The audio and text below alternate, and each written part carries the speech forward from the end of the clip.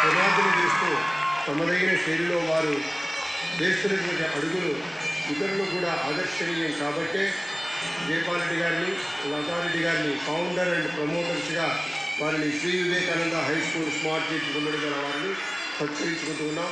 ఇది చాలా ఆనందదాయకమైన సందర్భం. ఆచార్య దేవో భవ అనేటువంటి బిరుదుతోటి ఆచార్య దేవో భవ బిరుదుతోటి ఈ గజలు సత్కరించడం జరిగింది.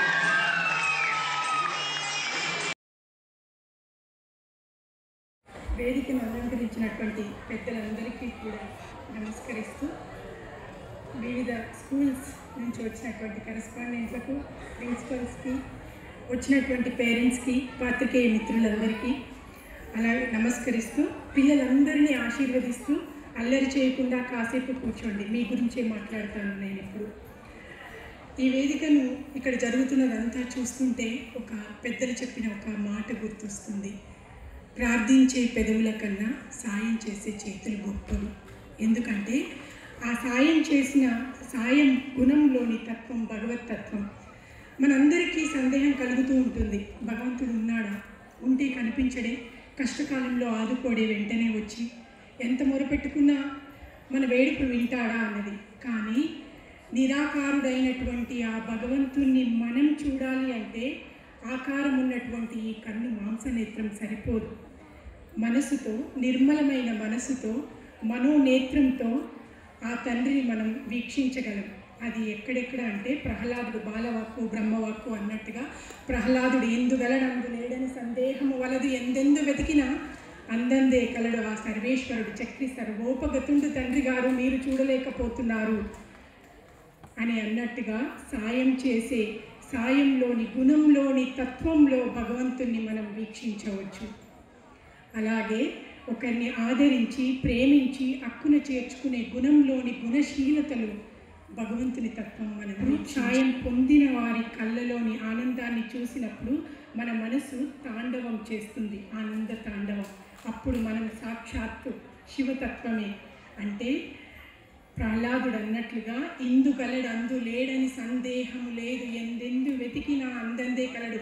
గుళ్ళో మన చేత ప్రతిష్ఠించబడినటువంటి ఆ మూర్తిలో ఆయన తేజస్సు కనిపిస్తే, సాయంలో, ఆదరించే గుణంలో, సేవలో ఆయన తత్వం కనిపిస్తుంది. నిర్మలమైన మనసుతో మనం దాన్ని చూడగలిగితే అణువణువున ఎక్కడ చూసినా ఆ భగవత్ సాక్షాత్కారమే మనకు కనిపిస్తుంది.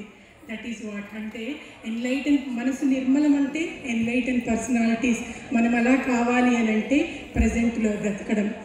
అలాగే సాయం చెయ్యాలి అన్న ఆలోచనతో మొదలుపెట్టి ఆ ఆలోచననే నామకరణం చేసి సోచుగా రూపుదిద్దుకొని ఇలాంటి సంస్థను ఏర్పాటు చేసే ఆలోచనతో ఆ ఏర్పాటు చేసినటువంటి మధుకర్ గారిని అభినందిస్తూ, అలాగే దాని వెనుక నిలబడ్డటువంటి అనేక పాఠశాలల్ని, అక్కడ కూర్చున్న వందల మంది, ఇంకా వివిధ పాఠశాలల్లో చదువుకుంటున్నటువంటి వందల మంది చిన్నారి చేతుల సాయంతో అభయహస్తంగా ఈ సోచ్ అనే ఫౌండేషన్ నడుస్తుంది.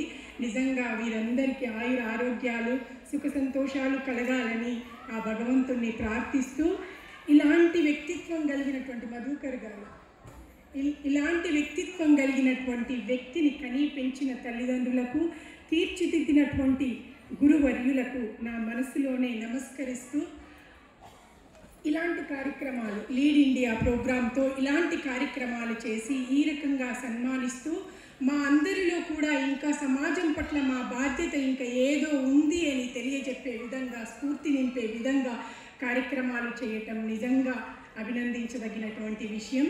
అలాగే గురువులు, ఈ మిమ్మల్ని తీర్చిదిద్దినటువంటి గురువులకు నిజంగా నేను మనస్సులో శిరస్సు వంచి నమస్కరిస్తున్నాను. అలాంటి గురువులు ఏ నేల మీద చూసినా గురువుని ఇంత విశిష్టంగా వర్ణించలేదేమో.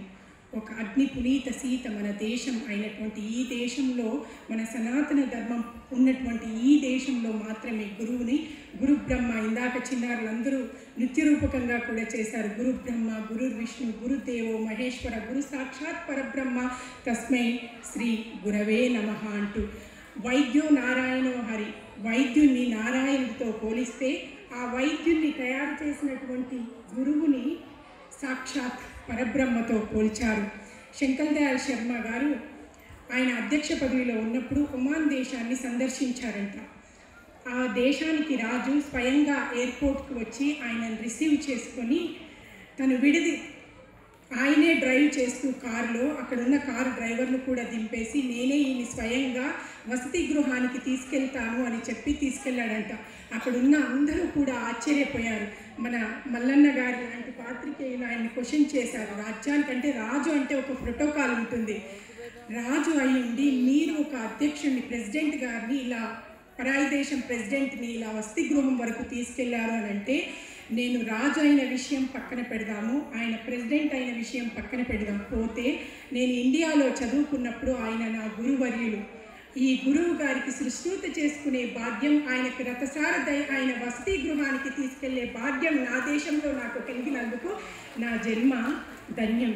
నేను గురుసేవ చేసుకున్నానని గురువు మీద ఉన్నటువంటి వినయ విధేయతల్ని ఆయన చాటుకున్నారు. బాల గంగాధర్ తిలక్ స్వరాజ్యం పోరాటం జరుగుతున్న రోజులవి. స్వరాజ్యమే నా జన్మ హక్కు అని నినదిస్తున్న రోజులు. పాత్రికేయులు స్వరాజ్యం రాబోతున్నది, మరి ఒకవేళ స్వరాజ్యం మన సొంతమైతే మీరు ఏ పదవి ఆశిస్తున్నారు, ప్రధానమంత్రి పదవా, రక్షణ శాఖ మంత్రి పదవా అని ఆయన్ని అడిగినప్పుడు అప్పటికే ఆయన సంస్కృత్ పండితుడు ఎందులో పూణేలో చేస్తున్నారు. సో ఆయన ఒక సమాధానం ఇచ్చారంట.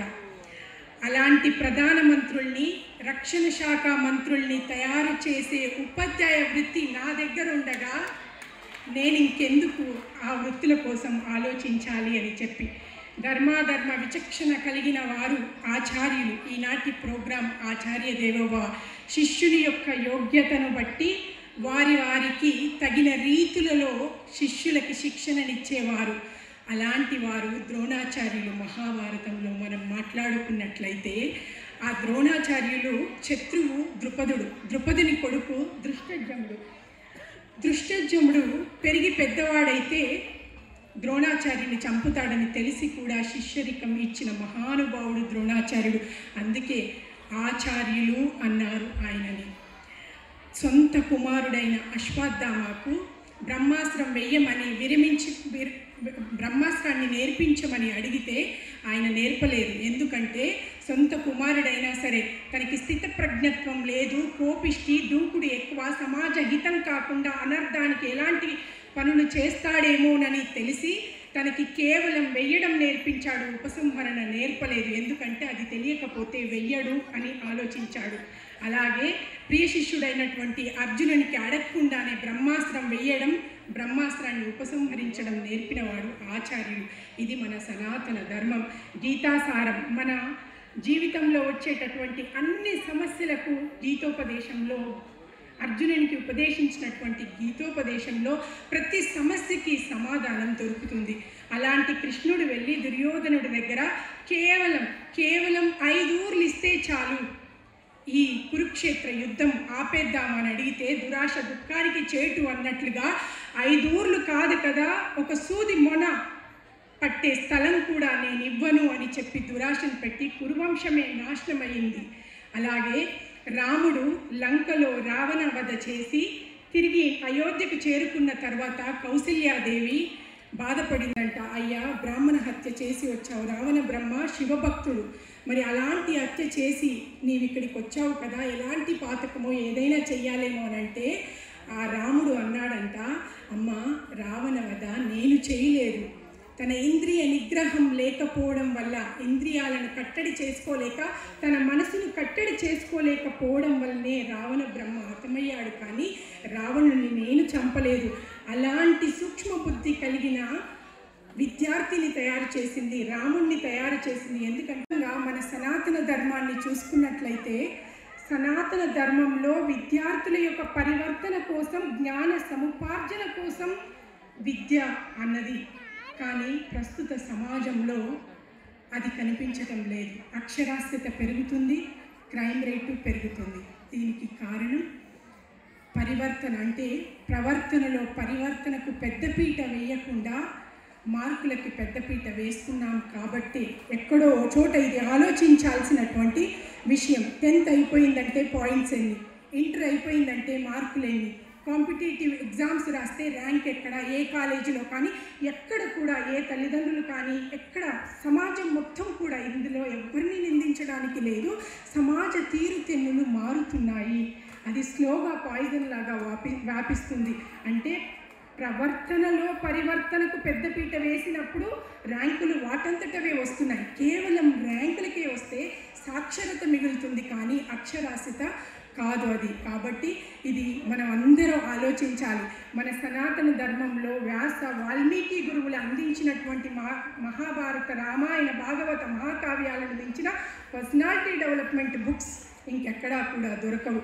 వీటన్నిటిని అవపోసనం పట్టించి పిల్లల పెరుగుదలలో మానసిక స్థితిగతులను అబ్జర్వ్ చేస్తూ వారి ప్రవర్తనలో పరివర్తన తీసుకొచ్చే విధంగా మన విద్యా సంస్థలు కానీ ఉపాధ్యాయులు కానీ, ఎస్పెషల్లీ ఉపాధ్యాయులు మన గురుతర బాధ్యత. అది మన భుజస్కంధాలపైన ఉన్నటువంటి బాధ్యత. వారి ప్రవర్తనలో పరివర్తన తీసుకొచ్చే విధంగా వారి చదువులు కొనసాగాలని, అందుకు సమాజంలో ఉన్న అందరూ కూడా సహకరిస్తారని ఆశిస్తూ ఈ అవకాశం ఇచ్చినటువంటి పెద్దలకు ధన్యవాదాలు తెలుపుతూ థ్యాంక్ యూ సో మచ్.